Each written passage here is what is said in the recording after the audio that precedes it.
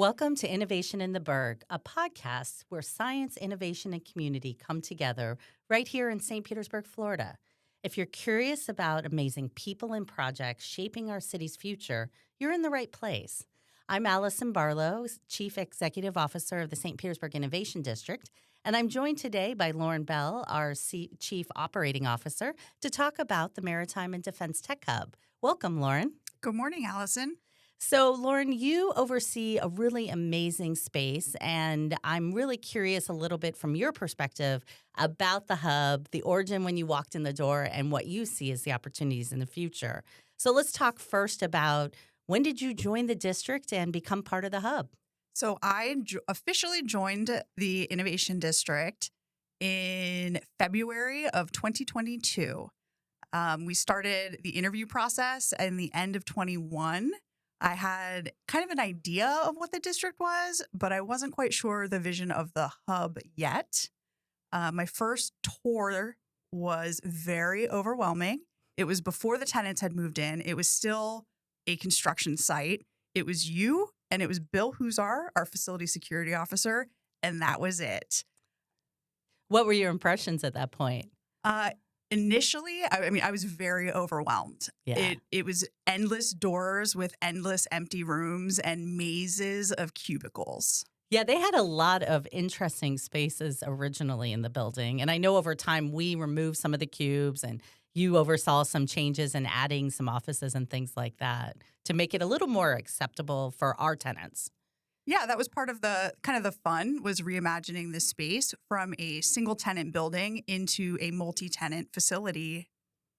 Yeah, because we had to add badging and we had to add rooms and all kinds of things. Doors. Walls, doors. Yes. Yeah. A little bit of everything. So what was it in your background that led you to the hub? What you made a good fit for you? Yeah, it was really interesting. I don't even know that I saw myself as a good fit initially. It felt a little bit like, I don't know. Well, I know you had a retail background, and I remember, I'll give a shout out to Brooke Beeler over at Thrive, because I talked to Brooke when I was trying to figure out what we were going to do with the hub. And I said, what's the right best person to have run this place? And she said, look for somebody who has a retail or a hospitality background, because they know how really amazing customer service, but they also know how to get stuff done. Yeah, so my background is retail management. The last position I had, I was overseeing a couple stores, warehouse. And so I'm really good at just doing all of the things as they are thrown at you, whether that be facilities management or customer service or getting a surprise shipment that you didn't know about. Right. And you just kind of take it all in stride. Part of that role that I had also was creating policies and procedures, which turned out to be very helpful in our secure facility. Yeah, because you started with nothing, literally. I mean, we got a few things from friends that we borrowed or procedures that people suggested, but then you had to create it from scratch. So what did you see as the vision of the Maritime and Defense Tech Hub when it started? So the vision of the Maritime and Defense Tech Hub was to bring together small businesses and entrepreneurs who worked in similar fields, kind of adjacent. We didn't want to have direct competition, but we wanted these companies to be able to collaborate and kind of have like a one-stop shop for their clients. That's perfect. And why maritime tech and defense tech? Because I don't know that everybody realizes why we focused on those. So maritime and tech and defense are county and city initiatives and focus areas for economic development.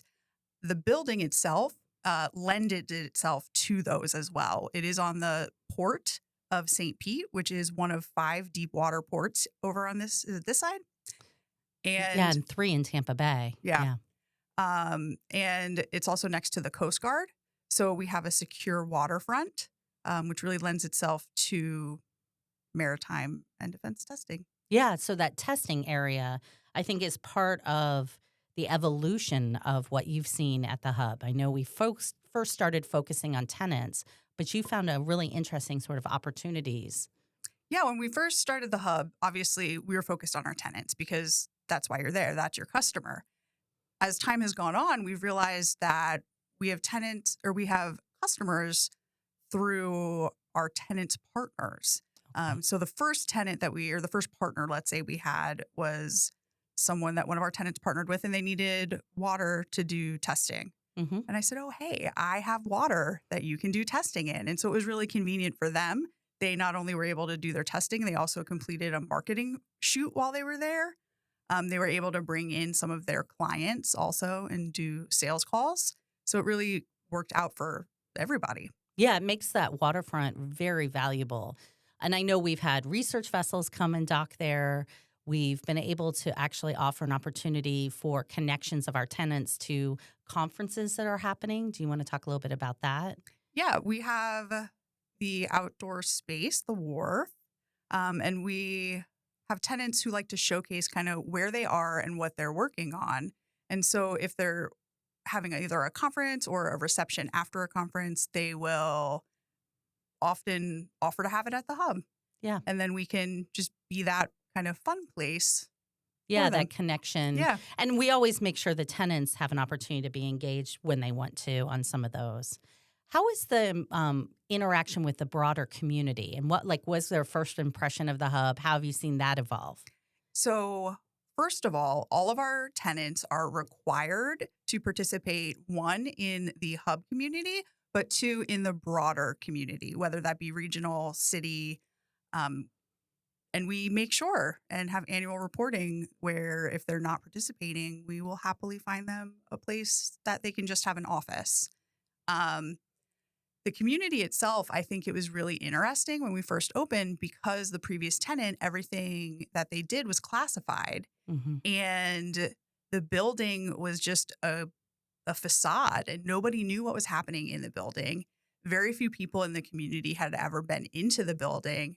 And honestly, up until we opened, people weren't coming down there unless they worked there.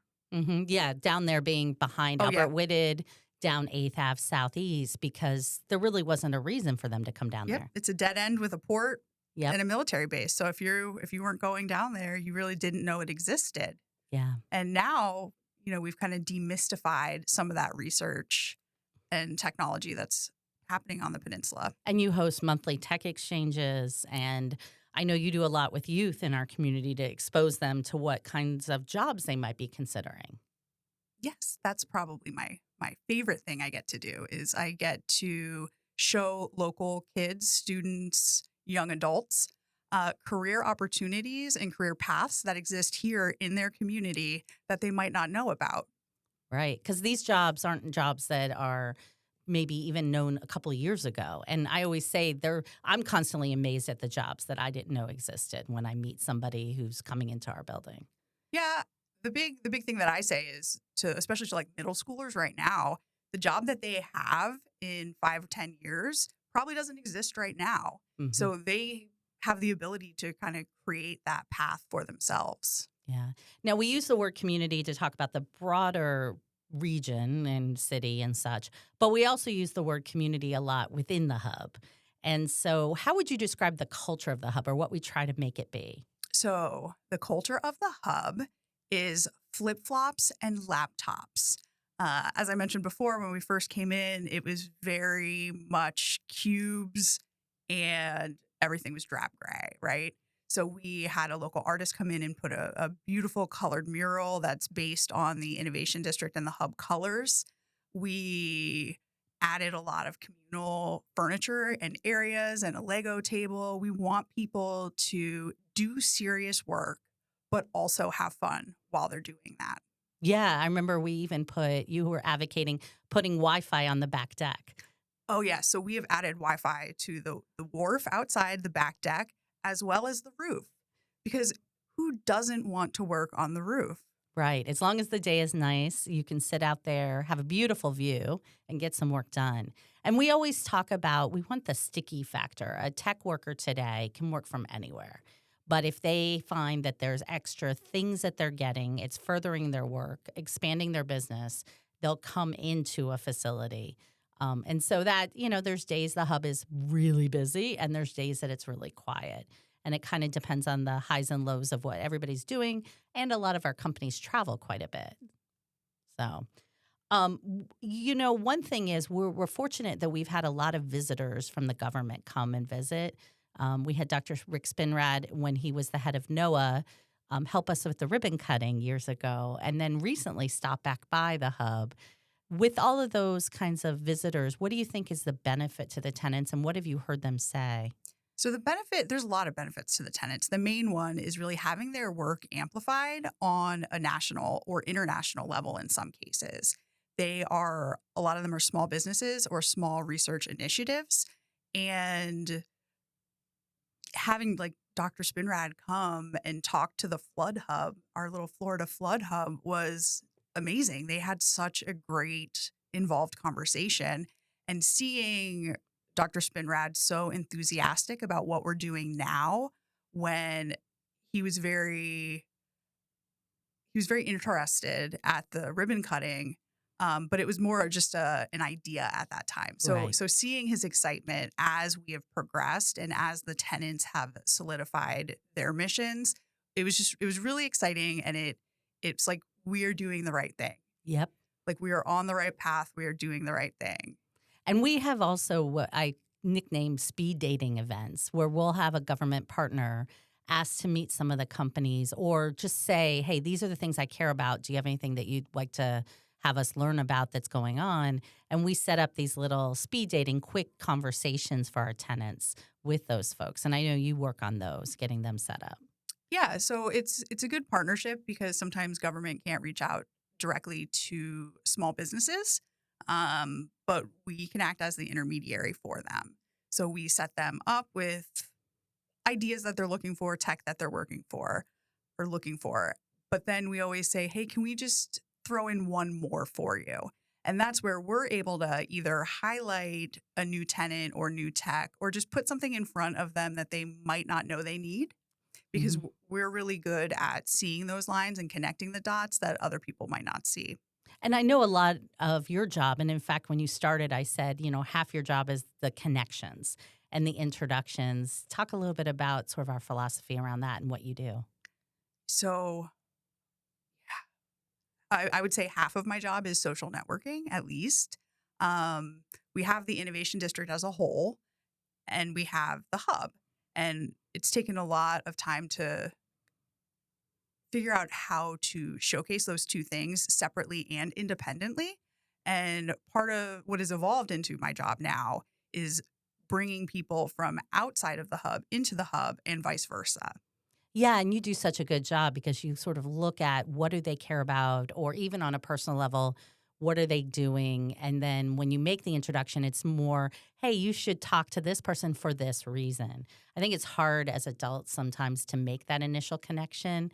And particularly in more social events, like that's what our tech exchanges are about, is that informal way to make that initial connection. Yeah, I think that's the basis of all business, right? You're not going to enter into a professional contract with someone that you wouldn't want to have coffee with. Right.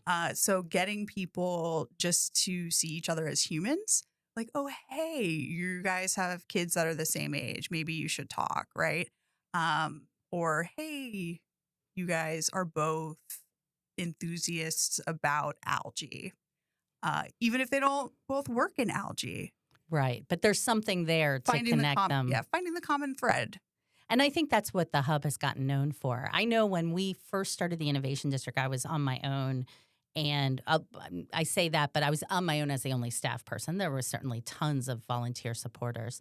But I never saw the importance of having a building. We were co-located at the time with different different anchors, and that worked. We got to know each of the anchors really deeply. We got to figure out the Innovation District. But when we got the hub, that created a new identity for the district and kind of that front door for the district that people could connect with. Now I find that the hub, we're always putting it back in the context of the district. So, hey, we'll have somebody come to us and want to have space in the hub, and we don't have enough space. We're out of space. So we'll refer them to the ARC Innovation Center, or we'll refer them to Thrive or another partner. So I think that connectivity is something you work on a lot now. You've sort of evolved your role from managing the hub to being COO of the district because you're really digging into the other aspects. Yeah, I know what everybody's working on. I know I'm projecting their needs, their future needs. So where are they going to grow? what do they need to grow their business? What do they need spatially, not just now, but in the next 5 years? And that's part of that is we need more high bay, which so for water testing, where that you could fit vessels in, like bigger boats, bigger than like a canoe. Yeah, we do have water bays, which is great for right now. We have one, but it is, like you said, nothing with a mast or a tall area. It has to be flattened. And that creates some interesting problems for us today. And that kind of led to the conversation about Hub 2, right? Yeah, that was part of a need that was definitely identified in the area is that we have one high bay and we have a tenant that's in that high bay. And we could lease that one spot over and over because there are definite advances happening in the maritime research right now, especially with the federal push for the maritime industrial base Yep. and bringing shipbuilding back to the U.S. And this Tampa Bay region is prime for that. But we need some more high bay that is not associated with shipping cargo. Yeah, that's a good point because we're fortunate in Tampa Bay to have 3 commercial ports: Port Tampa Bay, Seaport Manatee, and then Port St. Pete. But the challenge is with Seaport Manatee and Port Tampa Bay, they are incredibly active with large cargo carriers and in some cases cruise ships.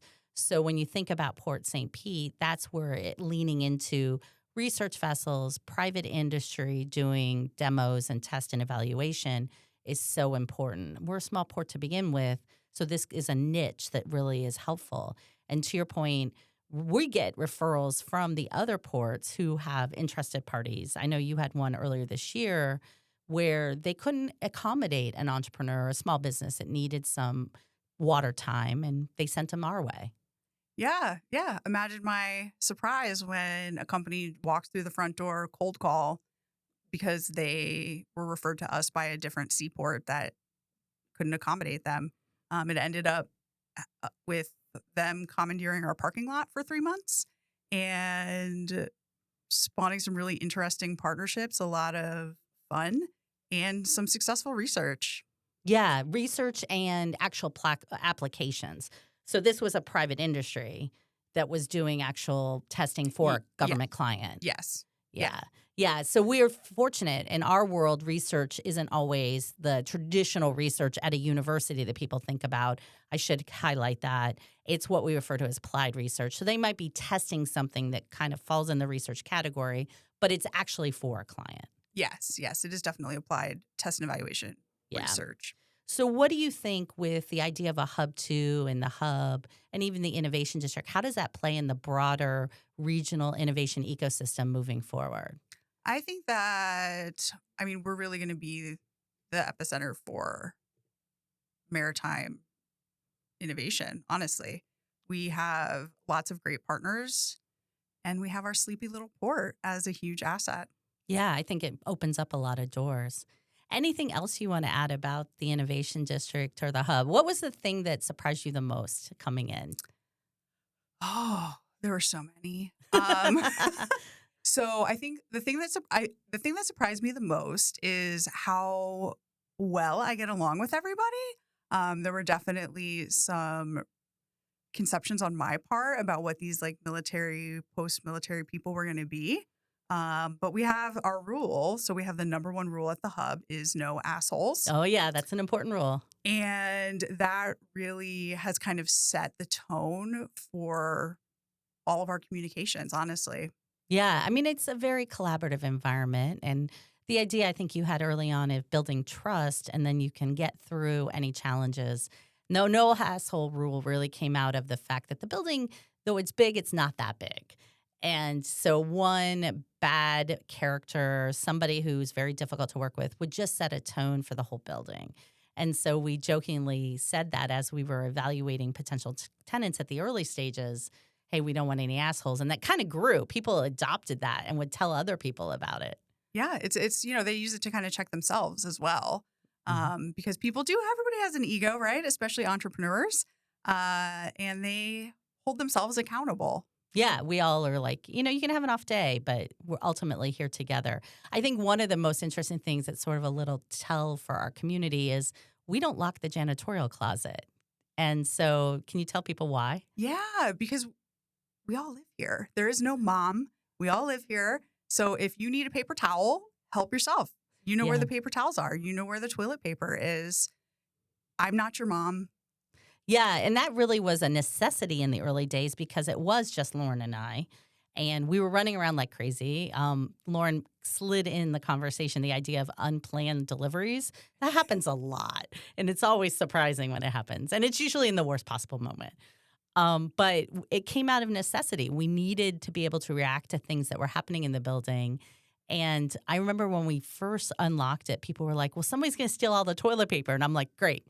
If they steal all the toilet paper, then we know and we'll figure it out. And we've never had a problem. I think we have such an honor system in the building. And when we do have a problem, we deal with it. That lunch bandit, we deal with it. She's referencing someone we had that used to take lunches for a little while, but we got it sorted out. But it was one and done. Exactly. Yep. Yeah. It was one person. It was more than one time, but we handled it. Yeah, and I think that's part of the culture of the hub. I don't want to create, and I know you don't want to create extra layers and challenges. No. You want it to be a fun environment, and we'll deal one-on-one if stuff happens. And even our lunch bandit is now a joke, right? Yeah. Yeah. We all just laugh at it. It happened and it's over. So Nothing. that's awesome. Yeah. We don't take ourselves or anything too seriously. Yeah, but just the work. We Just want the to work. make Yes. sure, Yes. make sure the work gets done that they need to get done. Well, thanks, Lauren, for joining me and telling everybody a little bit more about the hub and the fun parts behind the scenes of the hub. Mark your calendars for upcoming events, especially our State of Science and Innovation happens every January, and our St. Pete Science Festival that happens every February. You can find out more on our website, stpeteinnovationdistrict.com. That's stpeteinnovationdistrict.com. Thanks for tuning in and for being part of the St. Pete incredible story about innovation and growth in our community. Have a great day.